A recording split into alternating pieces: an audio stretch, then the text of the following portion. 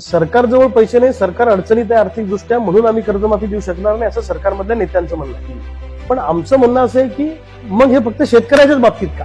सरकारजवळ पैसे नाही, आमदारांचे पगार थांबायला पाहिजे. बरोबर. सरकारजवळ पैसे नाही तर मंत्र्यांचे पगार थांबायला पाहिजे. सरकारजवळ पैसे नाही तर मग कर्मचाऱ्यांचे पगार थांबले का? पण प्रायोरिटी सगळ्यांना आहे. आम्ही प्रायोरिटीवर का नाही शेतकरी? आमचं म्हणणं आहे की आमच्यावर झालेलं कर्ज हे आमच्या चुकीमुळे झालेलंच नाहीये, आणि आमच्या चुकीमुळे झालं असतं तर सबंध शेतकऱ्यांवर कर्ज झालं असतं का?